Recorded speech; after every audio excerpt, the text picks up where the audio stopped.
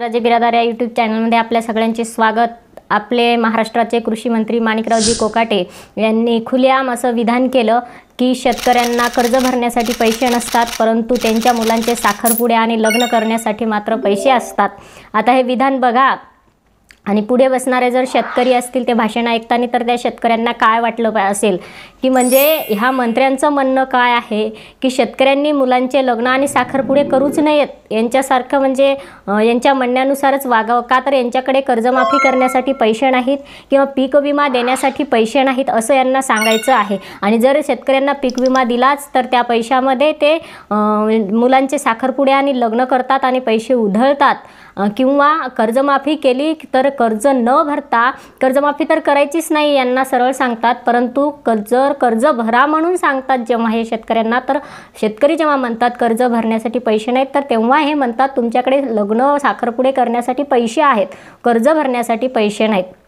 आता वास्तविक पाहता दोन गोष्टी आहेत, एकीकडे शेतकऱ्याच्या मुलांचे लग्न आणि साखरपुडे आणि दुसरीकडे हे आमदार खासदार आणि मंत्री यांच्या मुलामुलींचे लग्न आणि साखरपुडे। दोन्ही गोष्टींचा विचार केला तर डोळ्यासमोर चित्र आणा, कोणाच्या लग्नामध्ये आणि कोणाच्या साखरपुड्यामध्ये किती पैशांची उधळपट्टी होते। आपण या मंत्र्यांचेही लग्न पाहत आहोत, बरेच जण यांच्या लग्नाला जातातही, बातमी प्रसार माध्यमही या मंत्र्यांच्या लेकरांचे लग्न दाखवतात आणि आपल्या शेतकऱ्यांच्या लग्नही आपण जातो पाहतो, तर कोणत्या पद्धतीने होतात। आपल्या शेतकरी बापाला जेव्हा मुलामुलींचे लग्न साखरपुडा करायचा असतो तेव्हा कितीतरी पैसा व्याजाने काढावा लागतो। अनेक वेळा मुलीच्या बापाला जमिनी विकाव्या लागतात आणि हे सांगतात की शेतकरी पैसे उधळतात।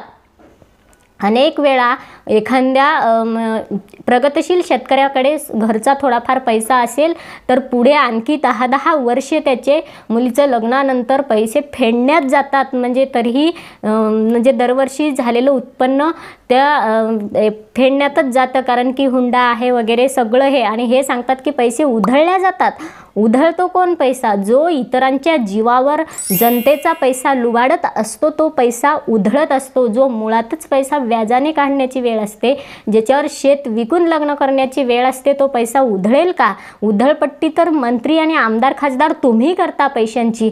तुमच्या मुलांचे लग्न आणि त्यांच्यावर झालेला खर्च एकदा तुम्ही बसून नजर टाका, तुमच्याकडे रेकॉर्ड असेल तर, आणि कोण किती पैसा उधळलेला आहे विचार करावा। ह्या मंत्र्यांनी असं बोलत असताना यांच्या नावाप्रमाणे यांचं बोलणं, यांची वाचा, यांचे शब्द पण अगदी कोकाट टाकलेले आहेत। कोणीकडे बोलत आहे, एकीकडे म्हणजे महिना झाला नाही हे शेतकऱ्यांची तुलना भिकाऱ्यांशी करत होते, आज शेतकऱ्यांना काय शहाणपण शिकवतात की मुलांचे लग्न आणि साखरपुडे करूच नयेत, म्हणजे यांच्या मुलांना हाऊस मौज करू वाटते लग्न साखरपुड्यांची, परंतु शेतकऱ्याच्या लेकाला असं वाटत नाही की आमचंही लग्न व्हावं, आमचं थाटामाटात असावं, नाही, यांनी कुठेतरी झाडाखाली लग्न उरकून टाकावं असं म्हणणं असेल यांचं।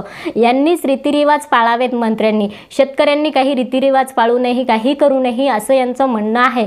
आता दोन्ही गोष्टींचा विचार केल्याबरोबर आपण लक्षात येईल की मंत्री आणि आमदार खासदार जेव्हा यांच्या लेकरांचे लग्न करतात ना, तेव्हा अक्षरशः शेतकरी आणि गरिबांची उडवलेली ती खिल्ली असती, अगदी यांच्या लग्नात उधळपट्टी म्हणजे उधळपट्टीच असती सगळी। आणि यांच्या लग्नाचा खर्च जर आपण घेतला बाजूला रेकॉर्डवर, आणि मला वाटतं की महाराष्ट्रातील सर्व शेतकऱ्यांचं कर्ज माफ होईल यांच्या एकाच्या लेकराच्या लग्नात झालेला खर्च।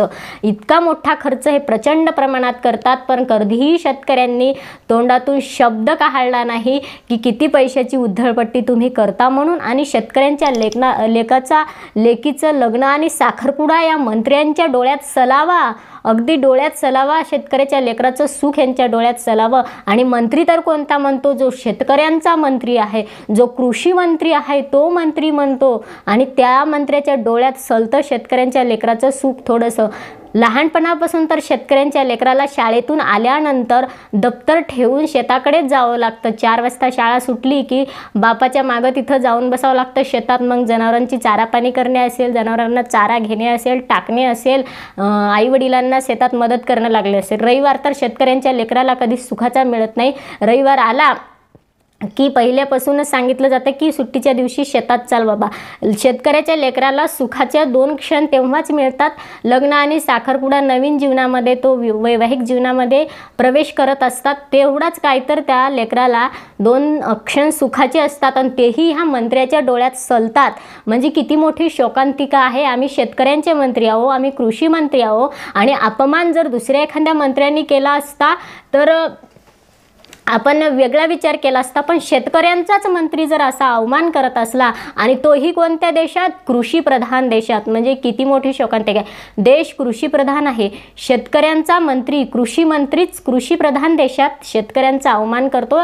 शेतकऱ्यांचा अवमान करून भागलं नाही, आता शेतकऱ्यांच्या मुलामुलींचाही सुख याच्या डोळ्यामध्ये सलत आहे. स्वतःला कृषी मंत्री म्हणून घ्यावं का, हा शेतकऱ्यांमध्ये पडलेला प्रश्न आहे. कारण की हा शेतकऱ्यांचं प्रतिनिधित्व करणारा मंत्री आहे आणि वारंवार शेतकऱ्यांचाच अपमान करत आहे. म्हणजे शेतकऱ्यांचा अपमान करतो आणि परत मुलामुलींचं शेतकऱ्यांच्या याच्या डोळ्यामध्ये सुख सलतं का, यांच्याच मुलामुलींची हौस करण्याचं फक्त लिहिलेलं आहे का कुठं एखाद्या शास्त्रामध्ये. शेतकऱ्यांच्या मुलामुलींना जीवन नाही का, शेतकऱ्यांना जीवन नाही का, शेतकऱ्यांचं म्हणजे कुठल्याच गोष्टी, शेतकऱ्यांनी फक्त उन्हातच राहावं, पाऊस वारा ऊन सहन करावा, थंडी रात्र बेरात्र शेताच्या बांधावरती शेताला पाणी द्यावं.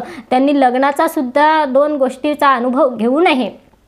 या मंत्र्याला नेमकं म्हणायचं काय आहे आणि वारंवार काय, म्हणजे कृषी मंत्र्यांनी कृषीसाठी कामं करणं सोडून दिलं आणि हा जो आपला बळीराजा आहे, ज्याला राजा म्हटलेलं जातं, कुठल्याच डिपार्टमेंटच्या कुणालाही राजा म्हटलं जात नाही, एकमेव असं डिपार्टमेंट आहे ते आहे शेती क्षेत्र आहे आणि त्या शेती कसणाऱ्याला, मातीची मशागत करणाऱ्याला या देशामध्ये राजा म्हटलेलं आहे. मग शेतकरी राजा असो किंवा बळीराजा आपण असं नेहमी म्हणत असतो. ह्या बळीराजाचा अपमान, या बळीराजाच्या लेकरांचा अपमान या मंत्र्यांनी वारंवार करावा, हा विचार करणे आता गरजेचे आहे. कारण की या मंत्र्याला असंच आपण याचं ऐकत गेलो तर हा मंत्री नेहमीच शेतकऱ्यांचा अपमान करत राहील आणि शेतीसाठी असणाऱ्या योजना मात्र दूरच पडल्या जातील.